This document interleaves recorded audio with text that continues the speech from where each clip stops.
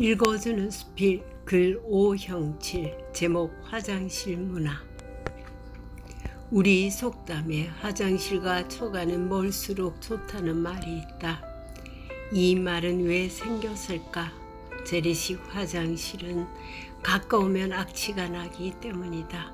요즘 화장실은 냄새와 거리가 멀다. 샤워와 세수는 물론 면도도 한다. 과거 전대받던 화장실은 이제 당당하게 거실, 주방, 안방과 함께한다. 나라마다 화장실 문화는 다르다. 중국과 인도 화장실은 보통 최악이다. 오늘 첫 손님이 오셨다. 50대 중반 여자다. 염산 주세요. 화장실 청소하려고요. 나는 2병을 내어주었다. 이어서 말했다. 외국인들은 화장실 청소를 안 해요. 자기가 앉는 자리에 그럴 수 있느냐고 했다. 모두 자기 나라 문화지요. 우리 약국 주변에 새들어 사는 외국인이 적잖다. 여자는 나가면서 또 한마디 던졌다. 양변기 안에 누렇게 달라붙은 요속을 청소하지 않는다고 하면서 못마땅한 표정을 지었다. 화장실 이야기를 더해보자. 2013년 유엔에서 11월 19일을 화장실 날로 정했다. 세계 화장실 협회 사무실은 수원 장안구에 있다. 아직도 세계 10억 명 정도가 노상 배변하는데 대표적인 국가는 인도, 인도네시아, 파키스탄, 에티오피아, 나이지리아 등이다. 얼마 전 중국 여자가 제주도 노상에서 아이에게 대변을 보게 한 사진이 SNS에 올라 큰 파문을 일으켰다.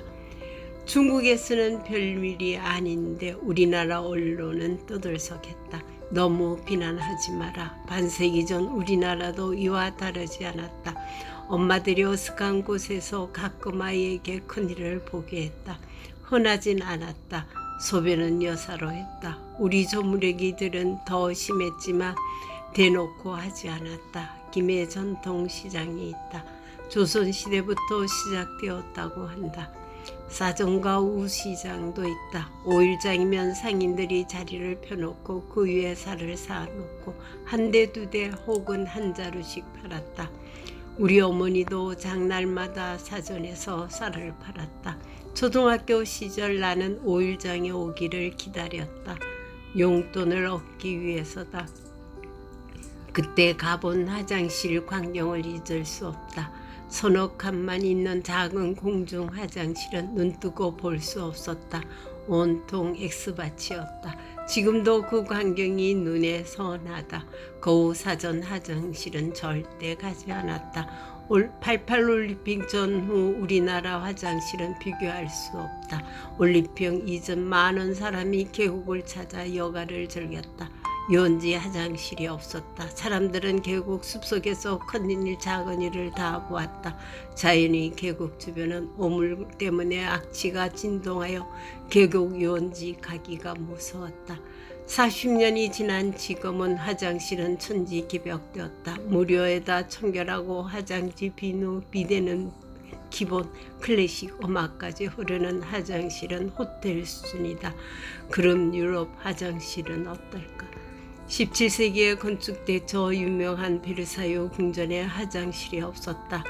그러다가 18세기 화장실을 설치하게 했다고 한다. 처음 건축된 당시 개인 용변기가 있었고 그것이 없는 사람은 정원의 용변을 보았다. 그러자 정원은 악취로 가득해 정원사는 거기에 출입금지라는 뜻으로 에티켓이란 팻말을 써붙였는데 오늘날 에티켓이란 말은 여기에서 유래되었다. 놀랍지 않은가? 유럽 여러 도시의 화장실 인심이 야박한 이유는 무엇일까? 유럽은 도시 전체가 문화재로 가득하다. 오래된 건물을 개조하여 화장실을 만들기가 쉽지 않고 석회가 많으로 배관이 쉽게 막힌다. 유럽을 여행을 2번 하면서 가이드는 말했다. 어디를 가든 화장실부터 먼저 확인하세요. 루브르 박물관 앞 화장실, 할슈타트 호텔 옆 호수 옆 화장실 등 화장실은 규모도 작고 옛날 시골역 화장실과 같았다. 프랑스 몽블랑에 갔다가 이탈리아로 가는 고속도로를 탔다.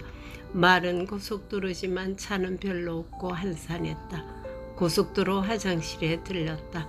자그만 유로 화장실 입구에 할머니 한 분이 앉아 있었는데 우르르 밀려드는 관광객들에게 요금 받을 생각을 하지 않았다. 채 10평도 되지 않은 형편없는 화장실이었다. 나도 모른 척하고 이를 보았다. 출구는 마트를 거쳐 밖으로 나가도록 설계되어 있었다. 2024년 터키 한국 고속도로 화장실은 외국 관광객들이 찾는 유명 관광 코스로 알려졌다. 지금 한국은 G7 국가가 되어야 한다는 말까지 나돈다고 한다. 이렇게 자랑스러운 내조국 대한민국 정치를 보면 한심하다. 6월에 개원한 국회는 2달 동안 한 일은 국비 1200억을 쓰고 탄핵 특검 청문회 목숨을 걸고 있으니 어찌 눈물이 나지 않겠는가. 지난 6월 미국 전략국제연구소는 G7 한국과 호주를 포함해 G9으로 확대해야 한다고 했다.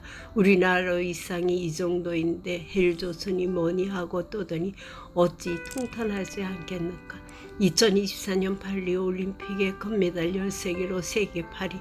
한국이 자랑스럽고 한국인을 자랑해야 하겠는데 여의도를 보면 슬프다. 하지만 대한민국은 절대 무너지지 않는다.